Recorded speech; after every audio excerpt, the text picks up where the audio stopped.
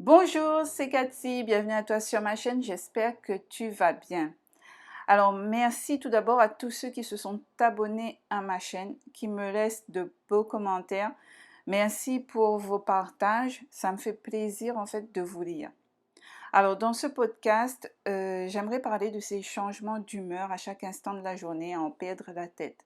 C'est bien connu que les hypersensibles ont cette variation au niveau des émotions. Un coup, on est bien, on est heureux, la minute ensuite, on peut être triste, la minute d'après, en colère, etc. On continue comme ça et c'est ça notre quotidien. Personne n'arrive à nous suivre. Ça peut déstabiliser, voire faire fuir certaines personnes qui n'arrivent pas à nous comprendre. Mais le fait est que l'on est beaucoup empathique en fait aux autres, à notre environnement, etc. Par exemple, si je prends mon cas, il suffit que je vois une vidéo triste pour que je ressente en fait l'émotion de l'acteur et que je me sente triste. Ou qu'ensuite je vois un magnifique bouquet de fleurs et je suis émerveillée par la beauté de ces fleurs. Si je tombe sur une personne qui est en colère, je vais ressentir son émotion.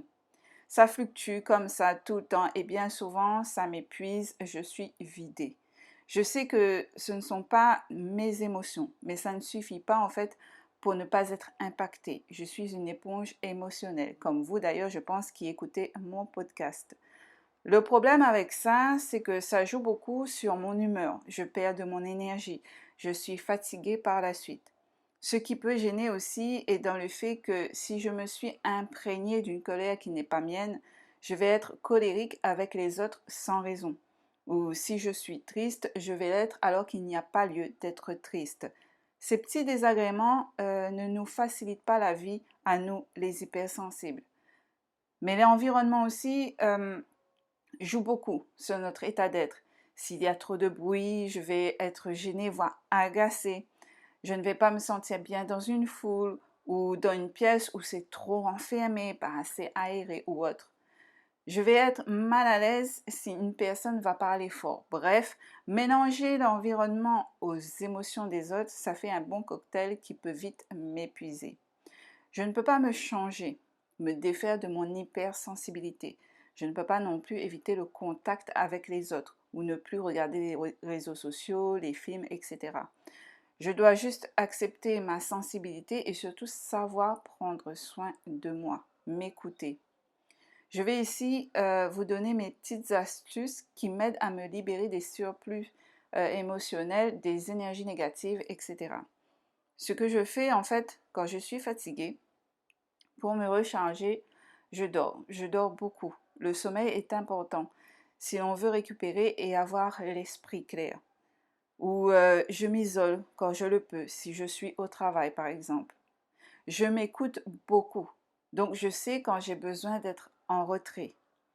Ce que je fais aussi pour me vider des énergies négatives qui ne m'appartiennent pas et me recharger, c'est de faire une journée en nature.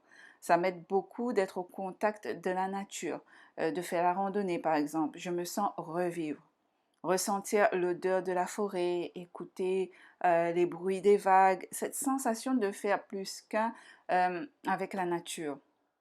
Je fais aussi régulièrement du sport pour évacuer aussi. Je fais de la marche, du jogging. Je m'exprime aussi, que ce soit par écrit ou avec une personne, ce que je ressens. Ça aide beaucoup. Encore faut-il avoir une oreille à l'écoute, sinon, voilà quoi. J'aime écrire et c'est important d'extérioriser et ne pas garder en soi. Je m'autorise à ressentir ce que je ressens, même si cela peut paraître bizarre. Je suis hypersensible et les autres doivent comprendre ma sensibilité, sinon tant pis. Euh, j'ai pas à m'excuser d'être moi.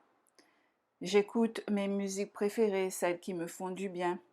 Quand je sais que mes énergies sont basses, que je deviens en fait un peu négative, pessimiste, j'essaie en fait parfois de switcher au niveau de mes énergies. J'essaie de relativiser. J'essaie de ne pas me laisser entraîner dans les basses vibrations. Quand je sais que je ne vais pas bien, je prends le temps de m'écouter, d'écouter mes besoins, ce que j'ai envie de faire à l'instant T. Ça aussi, c'est important, savoir s'écouter, écouter ses envies du moment. En tout cas, il ne faut pas se laisser aller dans les idées sombres, etc.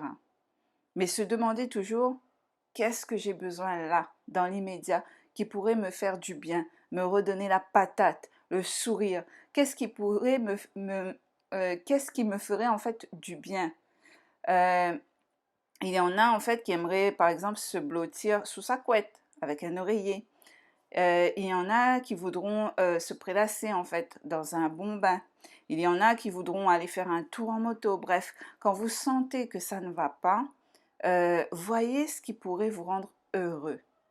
Essayez si possible aussi d'accommoder les choses en fonction de vous, en fonction de ce qui pourrait vous aider à vous sentir bien.